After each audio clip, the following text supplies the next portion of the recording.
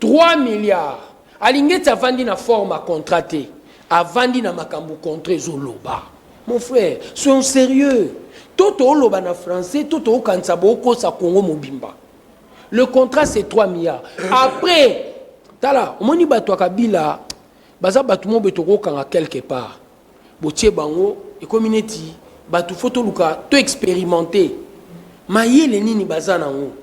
Ba yibi biso mbongo me bana courage a Oloba lelo. Courage wana bazo zwango wapi. Po makamba loba keza na français, tonini. Tomoni awa hold up. Congo hold up. Égal basali on a mbongo à l'état. Alingeti jour à l'obaki yango ministre à finance à époque moi na matata Mpogno pour ne pas dire fils de matata Mpogno qu'il puisse réellement m'excuser donc Sélé à la bouli alobi awa makamba lingeti a lobeza lukuta Air Congo hold up payé awa BJF Bank et reconnaîtra qui était que mbongo outaki na trésor public pour basa légal ils ont reconnu. Non, s'il vous plaît, s'il vous plaît. Non. La lobby qui est, la question à boulevard, ils ont déjà répondu. Le c'est quoi? Il faut laisser ce débat. Il y a Koloba que non. La question c'est quoi? Restons d'abord dans les fonds, il y a convention. Boulevard, il y a des travaux. Écoutez, mais oui, c'est vrai. Pourquoi? Parce que, de Salemaki. Les DG à grands travaux a présenté un demi-ango. Alors pourquoi les gens dans salle bacho? Très bien. C'est ça les problèmes. La question c'est quoi? Il faut poser la question de Yabaza. Les fonds il y a convention. Parce qu'il y a le bio Mbongue Bima. Mbongue Tikala. Merci. Plus de 2 milliards, 650 quelques millions. Les gens ne pas chinois.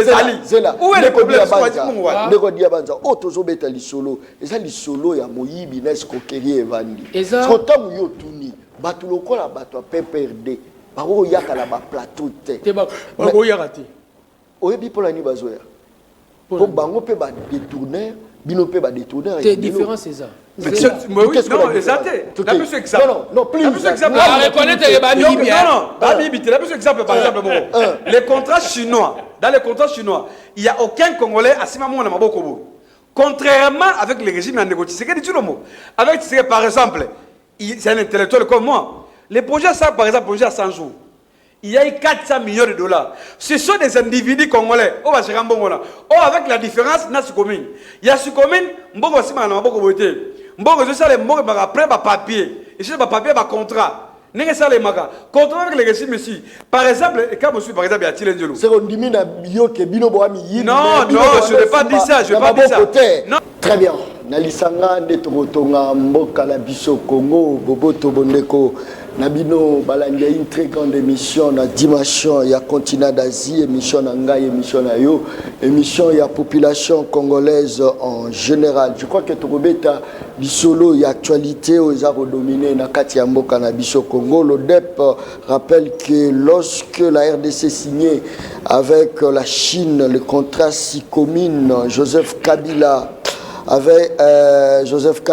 était président de la République, Muzitu Adolphe était Premier ministre, Matata Pogno était ministre des Finances, Moïse Katumbi Chapo était gouverneur du Katanga. Ils avaient Bisolo Penza Tokobesta Mokolo ya Lelo. Je crois que Mokonzi Mboka Azali Namboka Genève Wapi Oyo Salaki discours. Je pense que Toromeka moi ko beta moi lisolo wana moi moke na kati ya plateau il y a émission Le Peuple parle. Actualité aux arts dominés, ancien président il y a Seni Corneille Nanga Asili Kopelisa Moto Nakoloba par rapport il y a ba élection que Zalaki sous pression et puis Zaki Bakor, je pense que non, Asila qui peut couper sa candidature comme Asila qui s'est prononcé comme candidat président de la République Naba élection au Ezali Koya. Na katia émission Le Peuple parle à Mokolo Lelo, des invités pour l'intérêt à la population. Tozali na mona Congo Jano, azala biso na kati ya plateau. Tozali na mona Congo moko diabanza mona nene cadre na kati ya parti politique ya UDPS. Mona Congo diabanza mbote na yo. Mbote. Merci na ko kanisanga lisusu. Na aussi kato ko débattre sur ce qui concerne réellement notre pays. Mbote na co-débatteur nangai, landi nyonso oyo bazwi libaku elamu ya kotala biso lelo biso bato toleki na plateau tokozala na prétention te ya kokanisa toleki bato nyonso baa na ndako na mayele eza kaka biso tosalaka likambo tolingi yango mais biso mpe tozomeka koloba oyo tokokanisa. Heureusement pour nous tozalaka na deux sons de cloche du choc des idées, lumière peut jaillir. Très bien. Aux sportifs munene aussi là il peut kolanda combat ya boxe ya junior tant Holandi yango à perdre ce tir na EKI RDC a perdre encore ce tir tant Osana Holanda et combat on analyse ni nos salaires par rapport à eza boxe professionnelle na boxe professionnelle c'est tout à fait normal aza likolo makasi na makambo etali boxe je dirais même c'est eza sommité ya makambo etali sport wana il doit s'attendre de fois na ba victoire de fois na ba défaite ce qui est normal et nul pèse à la cas mais je crois réellement c'est un grand, c'est un champion on est champion nalanda une fois nani l'un des grands boxeurs du monde, Foreman. Alobi, non seulement Ali a gagné Kinga, mais Ali a botolangana ki mobali nanga. Je perdu même Nini force nanga ya Rosala champion et il dit dans le documentaire Wana Ali non seulement c'est le plus grand boxeur du temps il y a siècle na biso au siècle ezaki bango c'est aussi l'un des plus grands hommes abi po nini mukolo bakutana isuna Ali une seconde fois na mbetala sous boxe te ayebisaki maloba o esalaki azonga comprendre akokai ko réconforter pour si tu es un champion ezalaka ateka o gagner force à champion ezalaka pe soka koi ayeba hotelema et c'est ce que j'ai dit à Makabo ayoka on dirait Ali muto yebisai. Très bien. Est-ce que toi le Kiza na chambre te perdre d'une certaine manière azaina drapeau Congo na nzoto na parce que c'est un Congolais on a drapeau Congo na nzoto na ndo chango boye c'est un choc pour nous tous pour victoire ou azwa qui pour que le prochain combat tout moni a ndenge pe après ça biso victoire na Congo ce n'était pas avec n'importe qui avec un grand champion a gagné qui a la Char Club je crois et ça la Congolais se passe d'une certaine manière à tes boxe professionnelle balobate que tu engages la nation parce que la compétition n'est pas il y a une nation, il y a une compétition individuelle, mais dans le combat Congo, nous avons perdu quelque chose. Qu'est-ce que la population a retenir dans le terme de la gouvernance dans le secteur du sport? Est-ce que tu as un échec total? Je ne dirais pas échec total, je dirais quelque part que dans le contexte, je ne sais pas si c'est la chance qui est en train d'accompagner tout le monde grand dans le secteur rébellé à sport, ou peut-être va bénéficier même pas d'encadrement à Congo. Mais au moins hausser hisser le drapeau de la République. Mais je dirais aussi que il y a na Babilo dans le secteur à sport ou na ngongo tokondi mate Covid ou pas les lots bamboka nyon surtout championnat saisonga. Chez nous on est en train de remarquer jusqu'aujourd'hui le championnat ils ont raté sa patauge et non patauge wana c'est ezabilo ke belé toujours zanga la dimension dont la jeunesse à quoi qu'il est classe à ma cité, mais il se retrouve réellement dans le sport parce que le sport permet à l'intégration. Il y a Moutoupé dans la société. Donc il est important réellement sport et zong et la nenge il faut ça là. Na football, na nyonso. Je crois il faut des décisions courageuses. Très bien. En dehors des décisions courageuses, il faut des moyens financiers. Mais la chose la plus importante, c'est sont des décisions courageuses. Nous devons réellement l'avoir. Ce qui est ça là que dans le contexte où tout le monde a pathogé, il faut réellement des décisions. Comme on a dit sous que l'équipe n'a pas Talibanda à cause du stade, homologation, tu t'es dit quelque part qu'il y a beaucoup de choses réellement il faut revoir dans le chef. Il y a bateau, bazana sport dans ma bourre. Il y a un blocage après tout.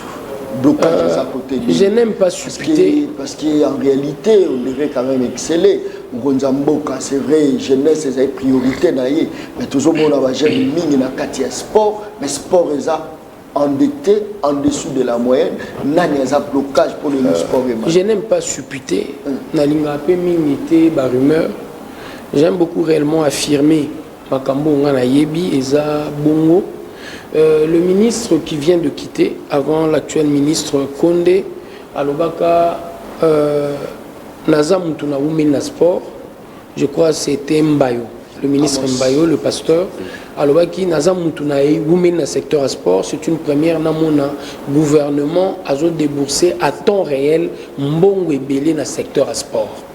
C'est ce qu'il a semblé dire, mais je dirais mbongo a déboursé, mais ce que étant monsieur pesa gérer comprendre, c'est peut-être ça ou je ne sais quoi, mais je dirais aussi que il faut nécessairement des enquêtes sérieuses. Qu'est-ce qu'il y a eu? Homologation et à stade, nous sommes en train de voir l'IGF déjà tous. Il y a gestion en bon et ça peut-être d'ici peu nous serons éclairés. Très bien. Merci beaucoup Nabande Koto Baza Rolanda Bisso, surtout dans les sportifs nyonso, même il y a commune, il y a kino, les sportifs nyonso, il y a Tchangou, il y a Tchakinga Mama Kelele par rapport à sport, je pense que non les assijés automeke au lobele un moment likolo jado botena. Botena moi Mboka, merci. Bonne santé. Non, santé ça va, ça va. Rolanda rappé sport ya Mboka. Mais bien sûr. Aujourd'hui temps Rolanda combat ya boxe ya junior. Ah oui. Analyse. Non, mais d'abord, merci de mon amour pour l'invitation. Je suis en de Yabanza. Oui, Junior, il a salarié à faire un boka. Mais surtout, les combats à lobby, c'est comme si au moins tolé tout ça le manakati sur le plan interne en boka. Nous, moi, ce que l'on a tiré Mathieu l'année na combat na. Tolé nini? Mais tolé les gars qui n'a qu'à tirer boka mais collé les qui? Boyebi à faire bakole jusque là, il a encore na mitoa ba congolais. Et s'il a noté.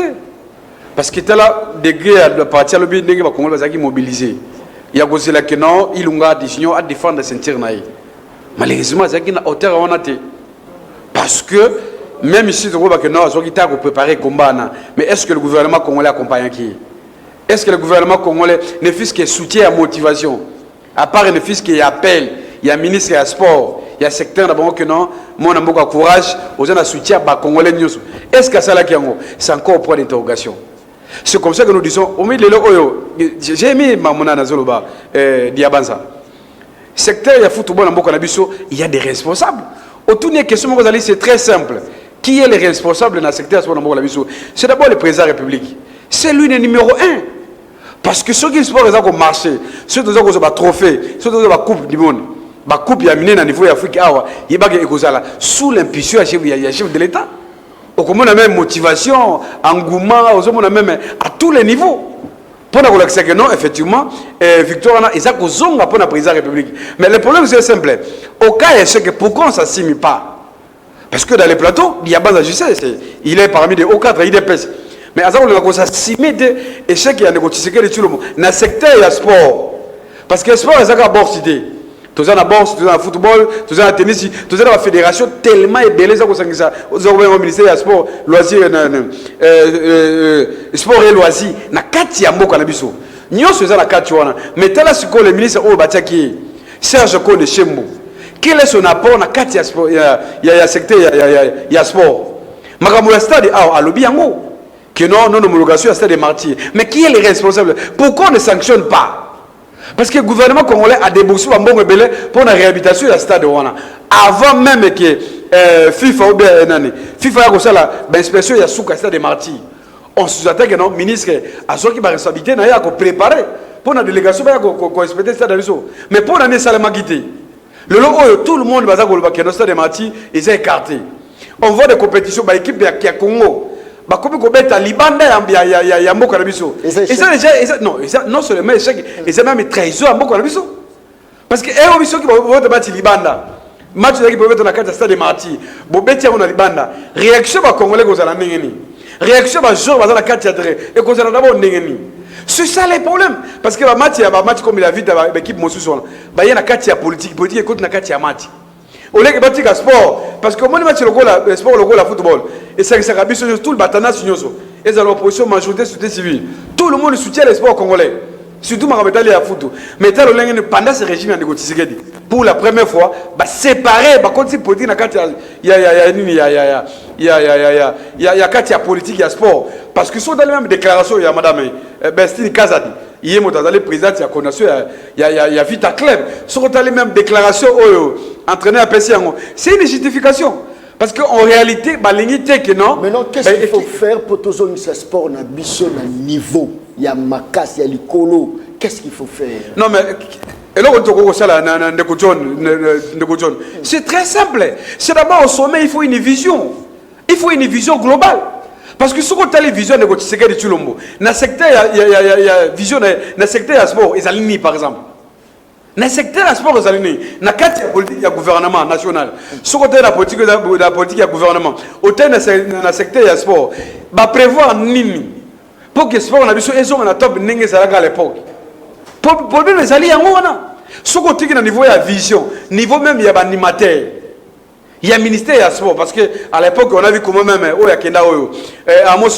il est parti parce qu'il y a des victimes, il y a FCC. Au moment où il y a eu la rupture entre coalition FCC CAS, accueilli. Mais la télévision, c'est un jeune Katanga, il était jeune. Parce que quand le Serge est venu, tout le monde applaudit. On disait que non, voilà, c'est un jeune, je crois que à cause de l'effort pour ce secteur. Malheureusement, ce n'est pas le cas. Imaginez-vous dans le secteur de foot même, il y a même nos joueurs abandonnés dans le Liban parce qu'il n'y a pas les appuis. Je me pose la question, peut-être un bon je sais que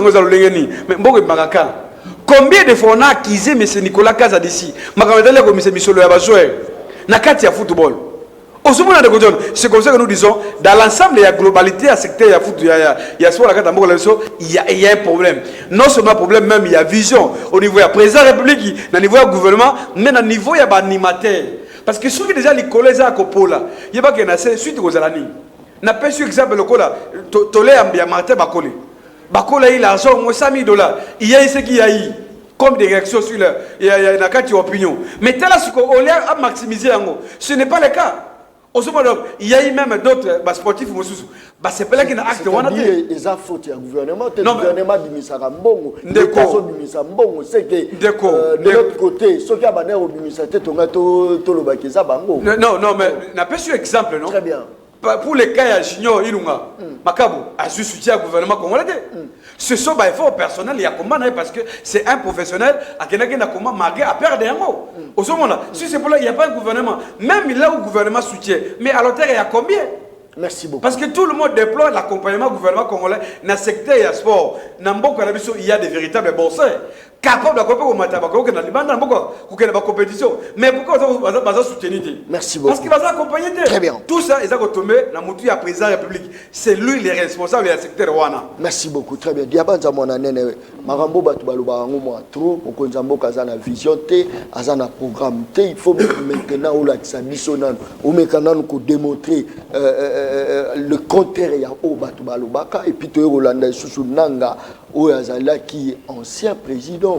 Il y a Seni Kolobalika Mabakor appelé ici sous moto parce que moto abimi et pas population moto abimi c'est à la vision n'engeni ango ça n'a pas transformé ba congolais transformer mboka ko ba congolais va se retrouver. Parlons de vision malobonga. Je crois des fois j'évite de faux débats, rumeurs, supputations. Je venais de le dire tantôt.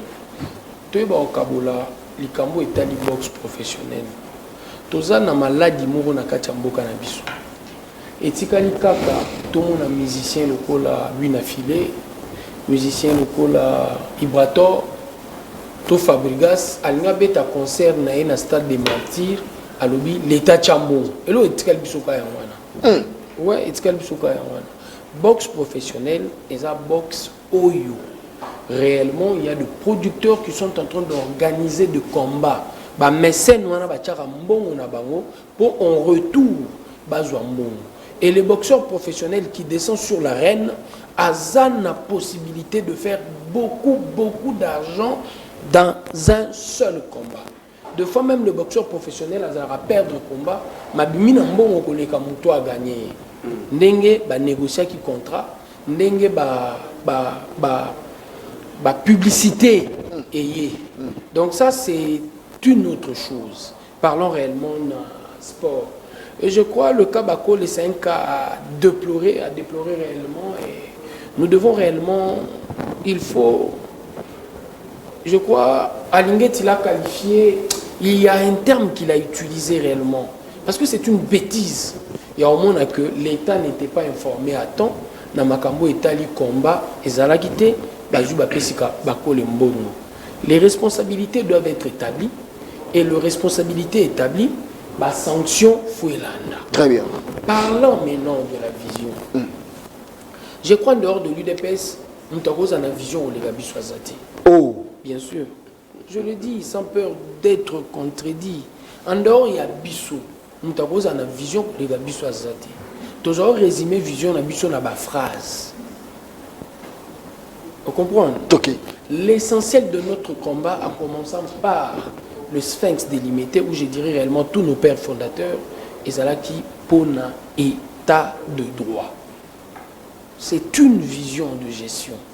Et on savait réellement le vrai problème de notre pays, et ça manque il y a respect, il y a un texte établi. Et c'était ça réellement qui résumait en premier lieu notre vision. Au loin na wana, le président Félix. C'était ici, non loin, à Béatrice. Tant à qu'on a dit ça quelque part que nous sommes en train de lutter pour la pauvreté. Et l'homme au centre de sa préoccupation, Wanezaki programme politique naïe. Et dans le programme politique naïe, différemment de tous les pouvoirs qui ont précédé, Ndeko Muzitu Mutasomba Karta IDPST, à lobby de tous les présidents qui ont précédé le président Félix, c'est le meilleur. La dimension à la Kissi, budget avec Kasavubu, budget avec Mobutu, Ndenge de Ngengolé, budget avec Kasavubu, Ndenge Zaïko Kita. Vous comprenez? À la Kissi, arrivé, il y a musée, place budget Zalaki, Ndenge budget et Meki Komata. Mais Moutoyo a sali magie. L'époque, il y a confinement, au budget est quadruplé. C'est le président Félix. Il l'a dit. N'a qu'au quadruplé budget, si n'a qu'au triplé budget, si pas n'a qu'au quadruplé. Pour l'intérêt. Pour l'intérêt. Pour le bayango. Pour le belo kouana, tu dois nécessairement avoir une vision. Pour yeba nini oko sala pour budget mata. Et chose faite aujourd'hui. Budget et mati et zako mata. Et dans l'horizon 2024, Toyota a déjà budget 20 milliards. Ce n'est pas peu de choses. Développement et mboka et banana chiffre. Chiffre te permettent à investissement. Mais ce que difficulté parlons de notre vision de l'état de droit. Oyo peli susu avant biso même na Mobutu, même na Kabila, le deux Kabila, personne n'a eu, comment je dirais, n'a eu possibilité, je voulais dire quelque chose d'autre. Azoaki, ingéniosité, il y a comment, qu'est-ce qu'il fallait faire par rapport à la gangrène.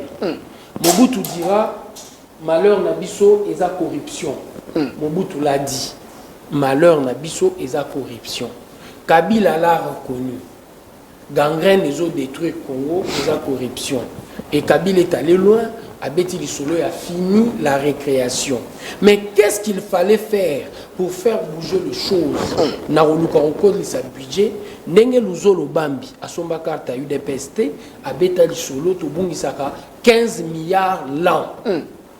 Le président Félix avait compris qu'il fallait manager l'IGF. Et c'est ce qui a été fait. Partant du management, il y a l'IGF. Qu'est-ce qu'on est en train de remarquer aujourd'hui? Au détourné, na contrôle a priori.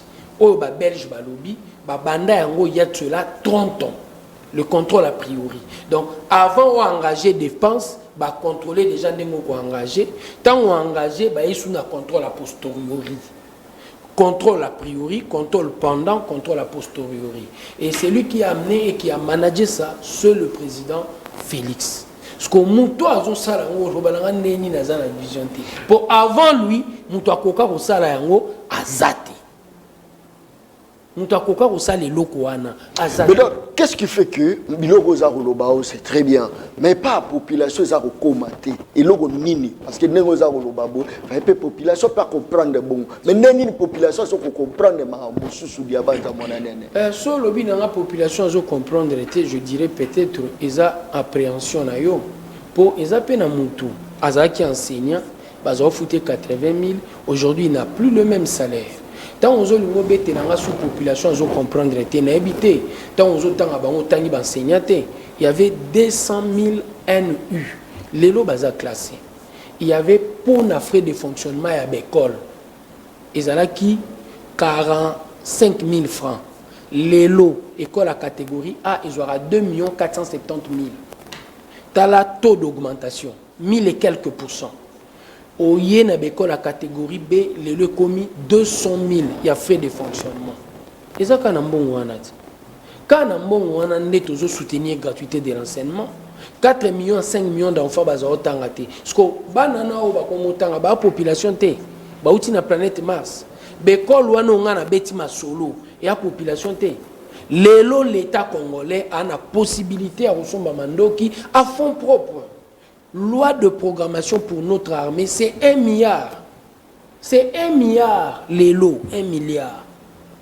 Budget. Partons de la loi de programmation. Pendant 5 ans, pour te rendre armée Nabiso efficace, très efficace et professionnelle, il y a une loi programmée loi Wana, et la loi qui a été programmée donne à l'armée congolaise 1 milliard chaque année. Ils ont à fonds propres. Très bien. Donc il y a beaucoup des éléments qui sont en train de faire voir aujourd'hui que les choses sont en train d'avancer. Merci beaucoup. Posez 2 questions. Merci beaucoup. Ndeko Jano, rapidement, mon monsieur le Gouvernement m'a sans vision. Barogi ko majorer salaire y a enseignant sans vision. Je crois que réponse y a Ndeko Diabanza réduire quand même au silence. Non mais d'abord merci beaucoup Nalandi de connexion Diabanza très bien. Aborder au moins 3 ou 4 points nécessaires que nous avons noté quelque part. Ma vision depuis le père fondateur IDPS, c'est la constitution d'un état de droit. Mais je ne sais pas, c'est un acteur politique, est-ce qu'il y a une gouvernance artistique, il y a l'état de droit? Là où il n'y a pas l'état de droit. Kamoko, à Lubumbashi, il y a eu un président du tribunal de commerce où il y a démissionné, c'est parce qu'il y a une pression des membres de l'IDPS au Yébi. Deuxième élément encore, on décode Yabanza. Alors, il y a l'état de droit. Dans le même état de droit, l'état de droit, c'est le respect des textes. La PCO Kaka et Seni. Les animateurs, les représentants, les composants de l'opposition, au bazar na Katia Seni. Est-ce que bazar réellement va composant de Wana? Ils ont un côté. Alors, il y a la loi sur la programmation militaire. Mais écoutez, ça, c'est le choix de tout le monde. Mais la question est simple. Quand on a session aussi là, il y a session sur le mois de septembre. C'est un acteur politique, il y a une information. On a une révélation au niveau de la commission défense et sécurité de l'Assemblée nationale. Là où on détourne l'argent, il y a des ambassadeurs engagés dans le front. Et c'est là qui révèle aux yeux à tout le monde. Et c'est pour ça qu'il faut qu'on tienne compte. Il y a une évolution sur ces plans-là. C'est bien à Koloba que le Congo peut acheter des armes, oui, d'accord. Parce qu'il y a déjà un travail en amour et Salama qui à l'époque. Alors, c'est que d'ailleurs, on a un principe à continuer de l'État, à continuer dans et long. Maintenant, la question est simple aujourd'hui. Pas plus tard qu'hier, il y a une cité minière à Rubaya. Et ça prise par les M23. Depuis tout l'embargo, le gouvernement congolais, à travers le niveau de l'état-major général à FARDC, est-ce que tu vois, Christian, il peut nous dire réellement que dans le Congo, parce qu'on essaie de faire fond, pour nous consommer Minduki. C'est bien que le mobilise l'argent, la mobilisation est bon. Beaucoup, 6 milliards, 15 milliards, d'accord, c'est bien. Mais l'effectivité à vivre à Congolais. Parce que l'IDP, c'est un parti de masse, comme Palou, comme l'IPPRD et d'autres partis politiques. Ce sont des partis de masse. Mais la question est simple. Est-ce que Mboko Baza ko mobiliser en haut, na kati ya budget en Mboka, est-ce que ça n'a pas retombé? Pourquoi on ne sent pas les retours? Est-ce que Bakoki ko ça la continuité à l'État sans vision? Sans programme, parce que le lobby qui est dans titre reçoit balongoli des gros bâtiments qui pour la bacha il y a armes, mais en même temps où tu es koloba que non basa na vision te ba na programme, est-ce que continuité comme ça? Non mais c'est simple. Non mais c'est comme je répète non de John. Par rapport à la vision, j'ai lancé un programme, c'est une question très simple. Na lobby na vision ça la ga o mutaye na on a pouvoir. Lui-même est leader. À sa vision, il a matérialisé, couché dans un papier, dans un document. C'est ça comme d'abord combat IDPS. Parce que quand on devient président de la République, on dehors à l'époque, moi je me rappelle, il y a eu coalition FCC CAS. Il y avait un programme, il y a gouvernement, il y a coalition. Mais on dehors, on sait que non, le président a une vision par rapport à tous les secteurs, par exemple. Question principale, les alliés en Ouana. Par exemple, la vision de la diplomatie. Quelle est la diplomatie au président de parce qu'aujourd'hui, diplomatie, façon à engager beaucoup la diplomatie, il n'y a pas de retour. On ne sent pas beaucoup plus les changements par rapport à la vision où il y a vision de la diplomatie. Par rapport à l'appréciation du peuple congolais, c'est différent. Parce qu'il n'y a pas de résultats. C'est là où il y a un niveau. C'est très important que tout le monde ait un côté. Parce que combat à l'époque, tout le monde disait que non, l'embargo, ils ont freiné. Or, malgré l'embargo là, mais on était dans la capacité, il y a équiper notre armée. Il y a ça l'effort que notre armée a la capacité, il y a protéger notre territoire au cas de menaces comme aujourd'hui. Mais aujourd'hui, ce n'est pas le cas. C'est ça notre problème, parce que si on a même la vision, quand la vision, la question de la vision. Vision, il y a secteur, il y a sécurité. Quelle est la vision à président? Si il y a domaine, il y a secteur, il y a sécurité, ils alignent. Toujours, il y a un côté. Tantôt, il y a un état de siège, jusque-là, bientôt, là, il y a des ans, on ne sent pas encore des résultats sur l'état de siège. Parce que lorsqu'il a décrété l'état de siège, soit il a dit que non, il fallait mettre fin à l'insécurité. Malheureusement, ce n'est pas le cas. Aussi, on a même le président de l'Assemblée provinciale, il y a Nord Kivu. Tout le monde dit que non, l'état de siège a largement échoué. Pendant qu'on voit que non, tout ça qu'on comprend était. La vision, il y a secteur de sécurité. Ok, par exemple, le service, il y a renseignement. Dans le niveau de renseignement, il y a DGM, il y a service, il y a immigration. Et on ne comprend rien. C'est ça le problème majeur. Il y a un lobby que non, ne peut pas jeter des fleurs à l'IGF. Parce qu'on le sait, c'est un service public qui a été créé depuis longtemps. Les propos de Mouzito, c'est un acteur politique. À ça, il a raison, il peut donner son point de vue. Ils ont engagé et que Mouzito n'a parti.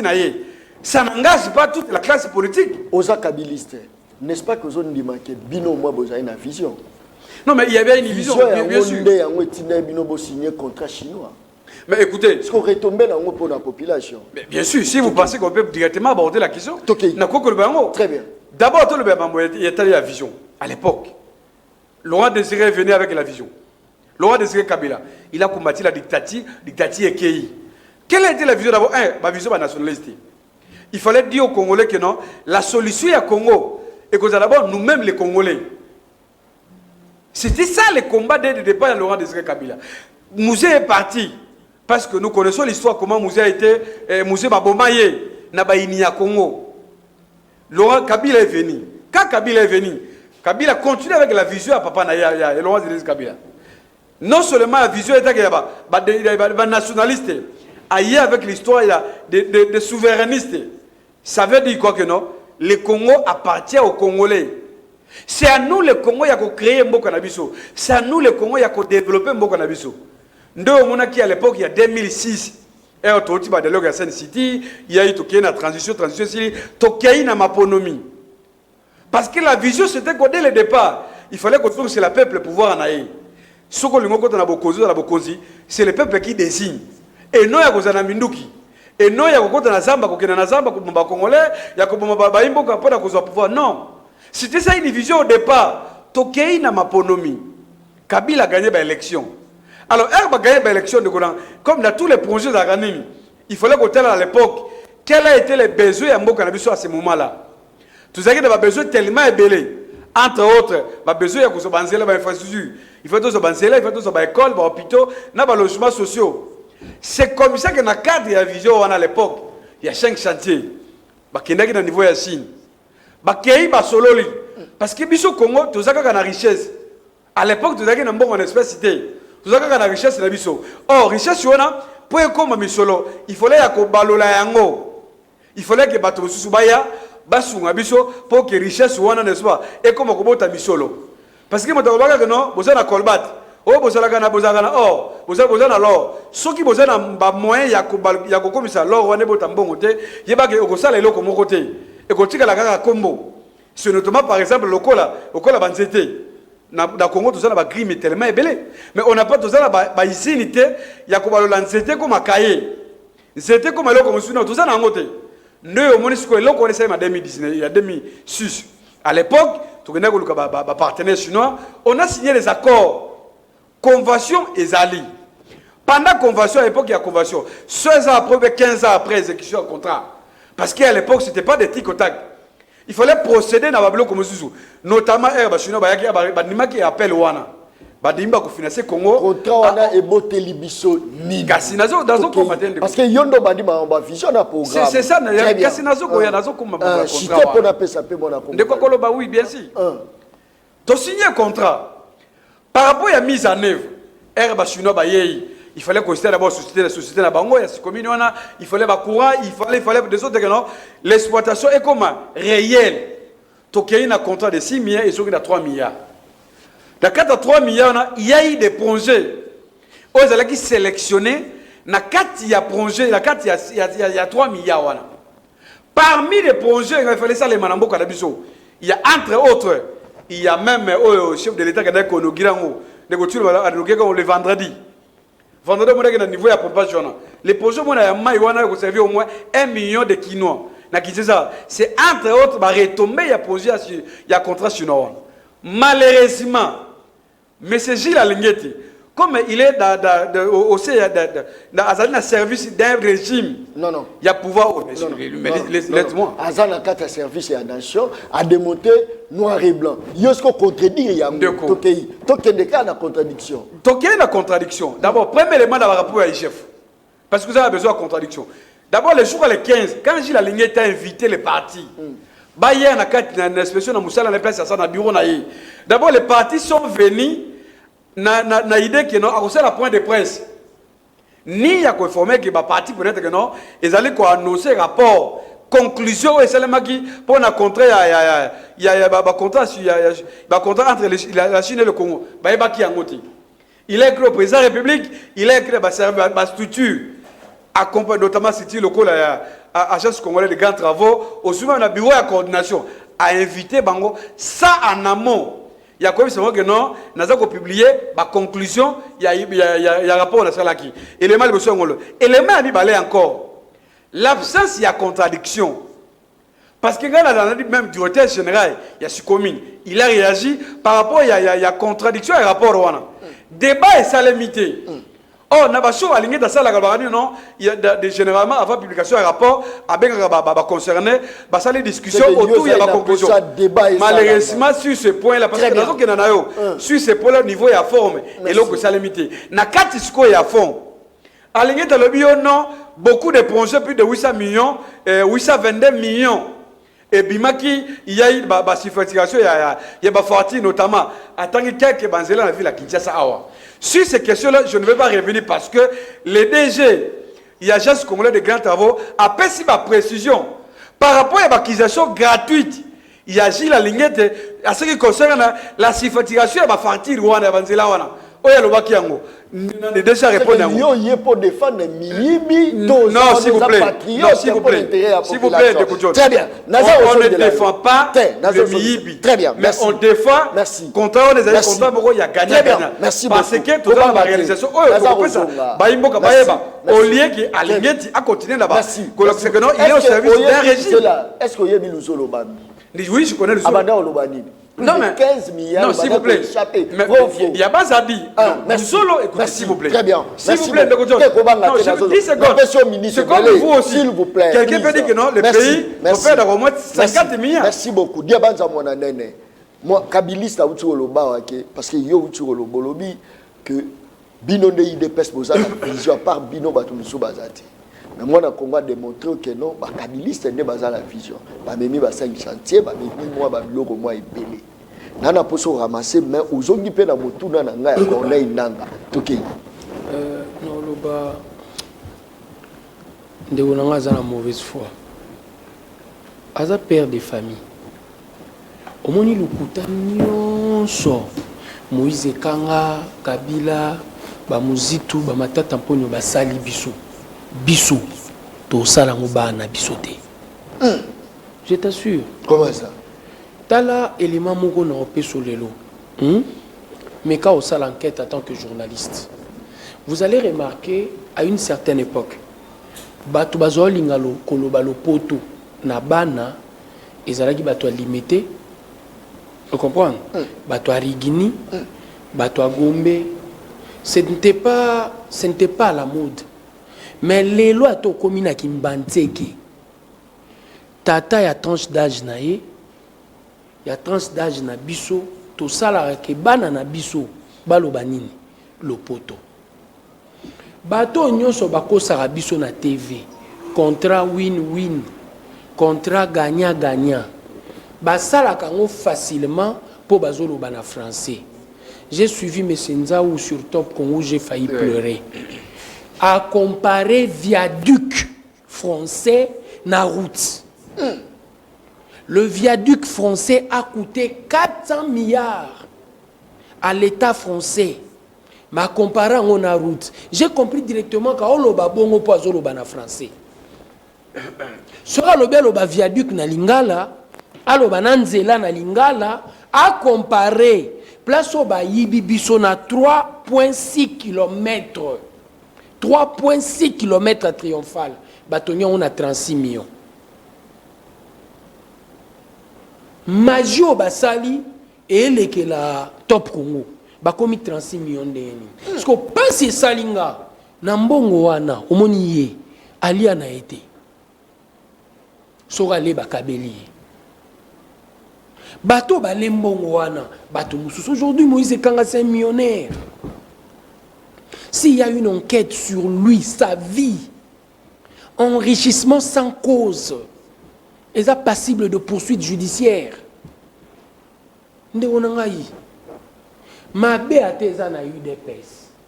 Ceux qui balobi, Intel a détourné. Osa la UDPS, osa la PPRD, photo benga onini. Ma bé. Ma bé cause la couleur, t'es mon frère. Le contrat. Na écoute on a débat nan te que contrat waneza kindoki. Ça ce n'est pas le problème. Je l'ai suivi religieusement mon frère Janon. Tant a beti li solo ya toi on a besoin de capitaux frais. Malingeti est en train de dire batona ba na mbongo te. Ba sali montage financier levé de fonds. Montage financier et c'est tout à fait normal la stratégie mais malheureusement na landinza ou bien nous n'avons pas fait des études en amont. Études à ta côté, salama qui poto salaba mi salabanzela. Yemoko. C'est-à-dire cop.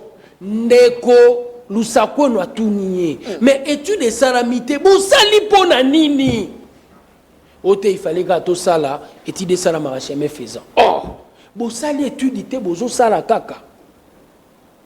3 milliards. Alingeti avandi na forme à contrater. Avandi na makambu contre zoloba. Mon frère, soyons sérieux. Toto oloba na français, toto okansabo okosa Congo mobimba. Le contrat c'est 3 milliards. Après, tala, omoni bato akabila, baza bato mo betoko kanga quelque part. Botie bango, e community, bato photo luka, to expérimenter. Mayele nini baza nango. Ba yibi biso mo me bana courage a oloba lelo. Courage wana bazozo ngo wapi. Po makamba loba keza na français tonini. Tomoni awa hold up. Congo hold up. Égal basali on mbongo l'état. Alingeti jour aloba ki yango ministre des finances à époque. Moi na matata Mpogno. Pour ne pas dire fils de matata Mpogno qu'il puisse réellement m'excuser. Donc Sélé à la gouli. Alobi awa makamba lingeti olo beza lukuta. Air Congo oldo payé awa. BJF Bank et reconnaîtra qui était que mbongo utaki na trésor public pour basa légal. Ils ont reconnu. Maintenant walingeti alobaki en son temps. Qu'est-ce que c'est à la gouli n'a pas dit? Même les lots. Alingeti alobi na bisoté que Moïse Kanga c'est un voleur. Alingeti alobi na bisoté que Kabila c'est un voleur. Alingeti alobi na bisoté non plus que Nzaou c'est un voleur. Malingeti nous dit ceci. Il y a 3 milliards. Oyo fo bango basale la biso ba infrastructure. Banani barosala. Eza la partie chinoise y a entreprise. So agiter ce côté pour la nini. C'est ça aussi le problème. Parler batie bambongo na munoko. Nangongo, il faut pas défendre Congo pour na 3 milliards wana to récupérer. Na 3 milliards wana, les entreprises viennent de verser, d'accepter de vouloir verser encore 500 millions. Les entreprises sont en train de reconnaître que Bapesi biso déjà 800 et quelques millions. Na 800 et quelques millions wana alingeti alobi que il y a surfacturation. Pour nanini, le contrat est clair. Est-ce que pour obéter l'isolo contre boko saba na bisoté, biso na yo toko saba na bisoté. Au moins ndenge ba bochab le secrétaire général na ba vous n'allez pas intimider sur une Chadari. La manière dont ils nous ont trompés, biso na yo toza na droit erreur wanate. À Lobi, il faut basa la 3700 km de route. Et ça wapi.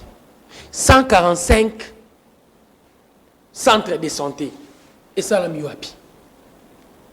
2 universités. Naba université en haut à Matata Mpogno. Et ça la miwapi. 2 barrages électriques.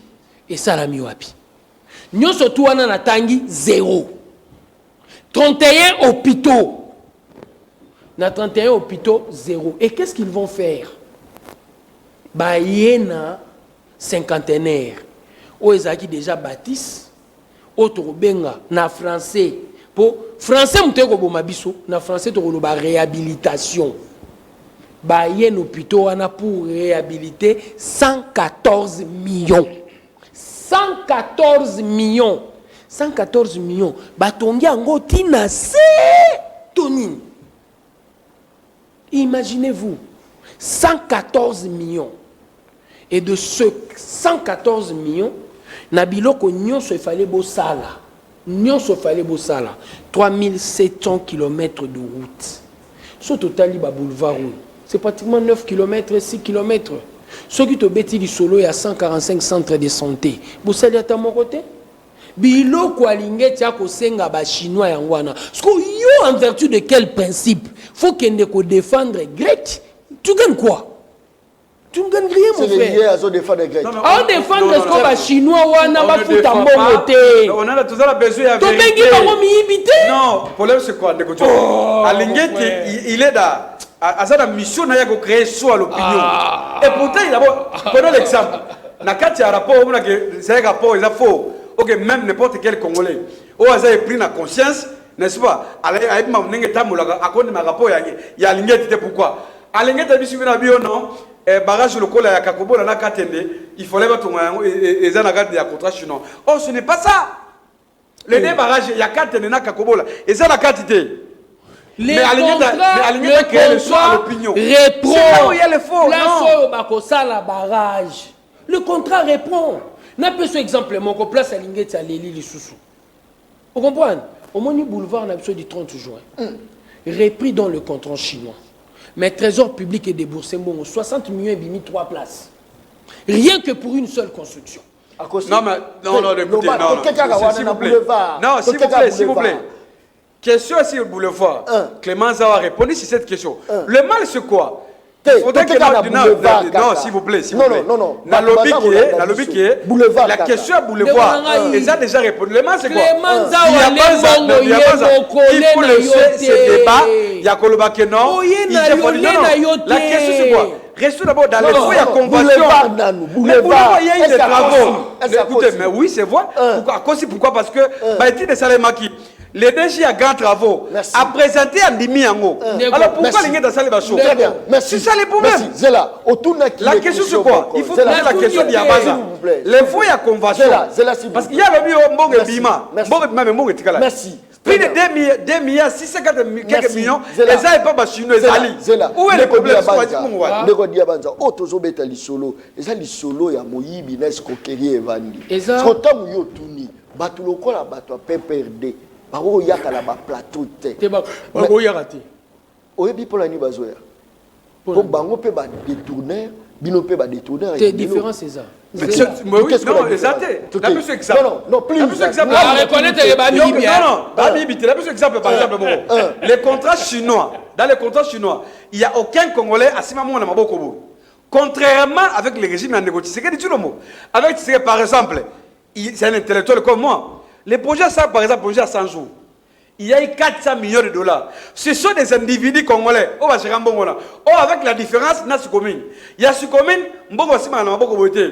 Mbongo je sais les mbongo après papier. Et c'est papier contrat. N'est-ce pas les magas? Contrat avec les régimes ici. Par exemple, quand je suis par exemple à Tilendjolo. C'est qu'on dit mina bio que bino boami yi. Non, non, je n'ai pas dit ça, je n'ai pas dit ça.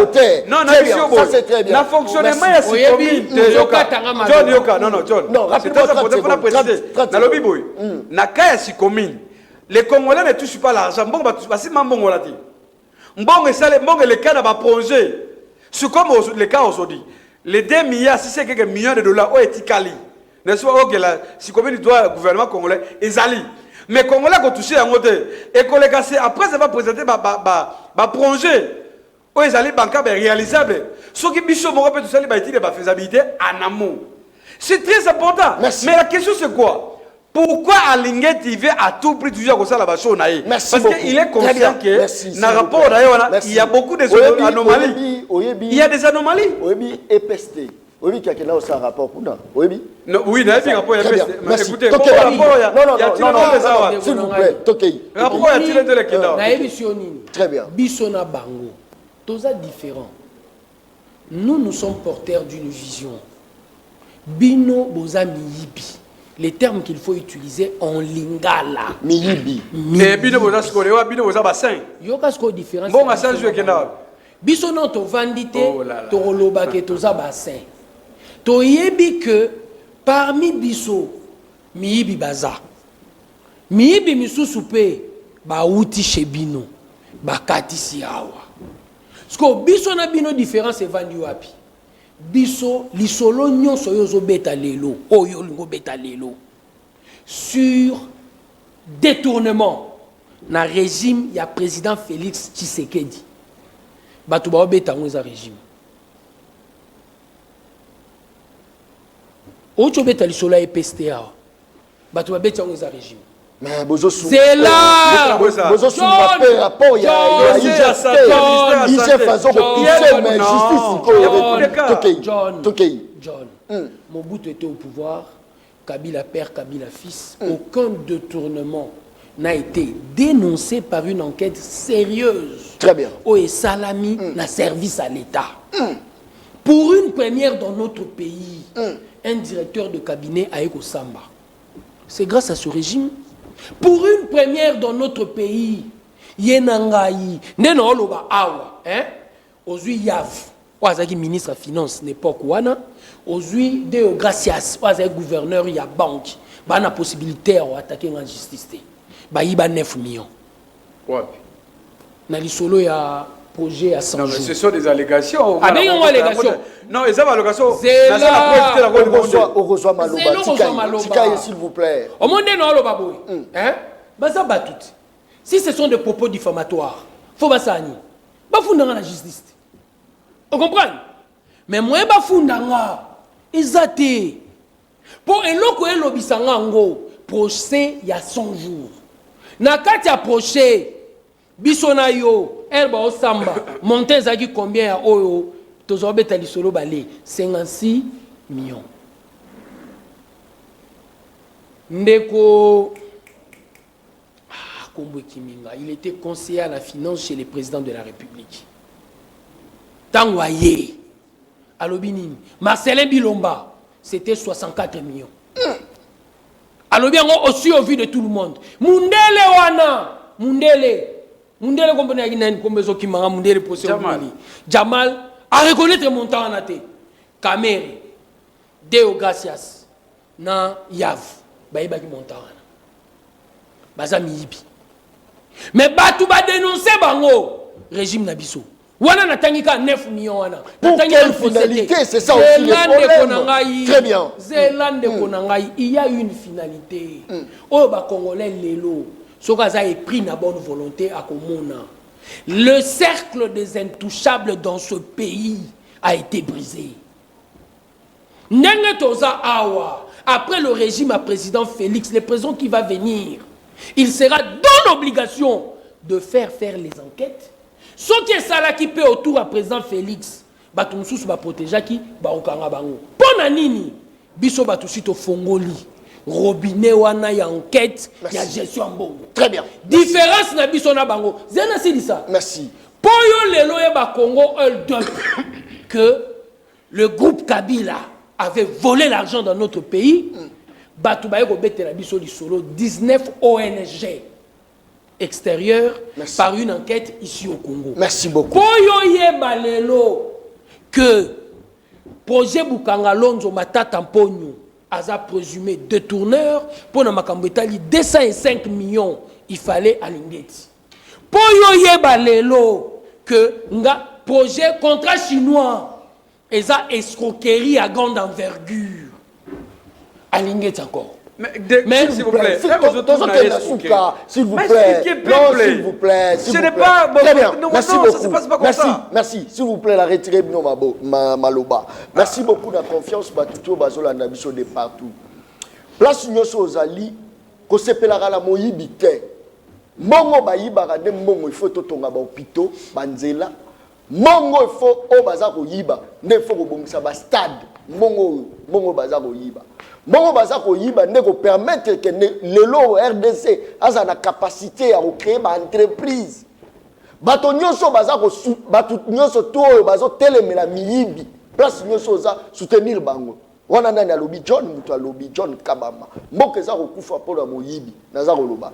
Naza ko pesa 1 minute à chacun parce que to komi na suka. Na 1 minute on a tozo ko lobela lisolo etali nanga. Nangwa zalaki président ya Seni lobby leloyo a sali sortie médiatique na état comme politicien et place au loba bien qu'on a la candidat malobonga muna to zonga kana sija nanga tokei minute d'abord ils ont belé ils ont moqué makasi mais bon na ça les fonds na ça la résumé nanga et makamona ni ya baza lobby pepe foyer baboy nanga non s'il vous plaît question nanga je vais placer un mot il y a pas de problème je vais placer un mot. Nangina lakisakeno na contrat entre le Congo et la Chine, il n'y a pas de miibi. Vous comprenez? Il n'y a pas de miibi, il y a des réalisations au Salemaki, la cadre à position. C'est très important. Et que na régime ya Tshisekedi, 4 ans après, il fallait qu'il aligne dans ça la Moussala. Malheureusement, ce n'est pas le cas. Il est dans son service et au Salamabounaï. C'est très important, mais ces rapports-là, ils sont la contradiction. La question est Nanga, c'est très simple. Très bien. D'abord, sortie médiatique à Nanga. Nanga parlé avec tous les Congolais. À l'hôpital local, ancien président, il y a Seni. Mais à s'exprimer, selon moi, à s'exprimer aujourd'hui comme état acteur politique. À peu de points de vue, mais est-ce que dans le biboui, moi, je suis avocat. Je suis légation dans lobby en côté. Parce que je sais que non, dans ce pays, il y a eu l'accord. L'accord, notamment, par exemple, l'accord, il y a gouvernance entre FCC et Cash, accord et Salemaki. Au global, si on est dans à l'obéli accord wanate. En tout cas, peut-être y a un accord où il y a l'obéli en wana. Mais pour moi, je pense que non, qu'on a une opinion c'est une opinion politique. Au second pas, bah on va se sentir lésé, on va se sentir peut-être menacé par rapport à la déclaration qu'on a bah prouver le contraire. Est-ce que c'est normal muto à gérer institution moko sérieuse n'est à ça là propos est-ce que c'est normal? Non mais s'il vous plaît, ce qu'on la loi sur la CENI, s'il n'y a pas de réserve. Ceux qui devaient des réserves à dépasser des délais. Parce que le délai de 2 ans, dès lors qu'après 2 ans, le côté, après 2 ans, il y a que non, article le col à motivé, ça peut sa point de vue. Ce n'est pas une violation de la loi. Parce que devoir des réserves à 2 ans, ceux qui déjà dépassé devant 2 ans, et que le loi a comme la politique. Comme il dit, ce n'est pas interdit, ce n'est pas une violation à la loi.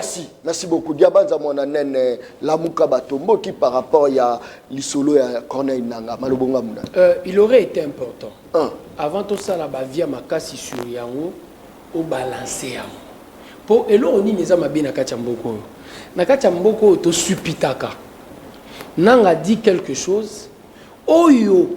Ezandenge morotena interprétation ya moko na biso. C'est ce qui peut être dangereux. Pour mon amutation interpréter na ndenge na ye. Il y a eu un compromis politique entre le président Félix et le président Kabila pour na Congo sombré na kaote. Oh. Na le loko wana na omona na ngelo ka gravité. Je ne sais pas s'il a dit autre chose de grave que ça. Mais attention président c'est là. C'est-à-dire, il y a quelque chose qui est cassé.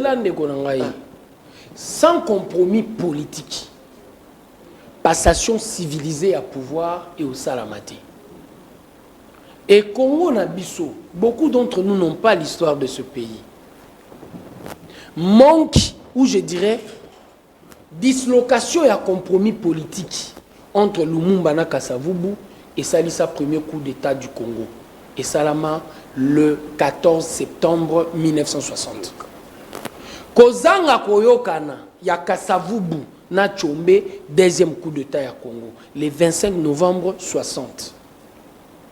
Kozanga Koyokana, ya Tshisekedi na Mobutu, troisième coup d'État, le 17 mai 1997. Oh! Ouais, ouais.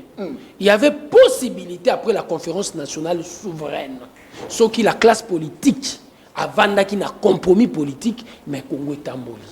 Le génie de Félix a permis au Congo que Congo, pour une fois, l'histoire s'est répétée.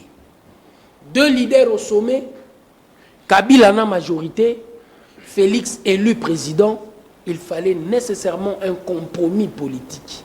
Pour Nanini, pour la Constitution. Merci. Oye Salamaki na Lumumba Kasavubu. Merci. Kasavubu Tchombe. Merci. Mobutu Tshisekedi. C'était le même. Non, c'est différent. C'était différent dans le combat Constitution. Mais le même principe, il y a hiérarchie du pouvoir et ça s'est répété. Que majorité est à la parlementaire et de cette majorité parlementaire, Moutazu présidence et Zamoutou Moussous.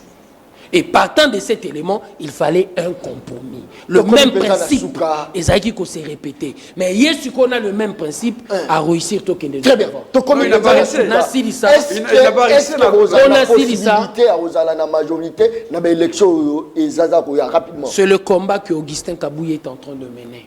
Cette fois-ci, loi proportionnelle les autres permettre de bissoter. UDPS Yémoga en tant que parti a 251 députés. Merci. Mais nous sommes en train de nous battre avec de stratégies pour atteindre 251 députés. Merci. Et Premier ministre à Outanabaran, il y a UDPS. Merci beaucoup. Et de cette manière, Makambebele, merci beaucoup.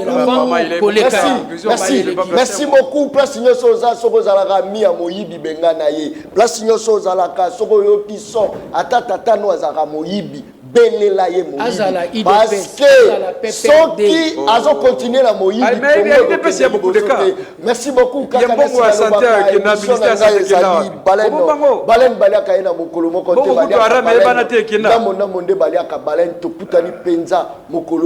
Toujours la chaîne, il y a référence PES TV, pour la continuité à l'émission, vous s'abonner à l'émission, la chaîne YouTube, Les Peuples Parlent TV officielle pour la continuité. Il y a une mission à Moukola Lelo.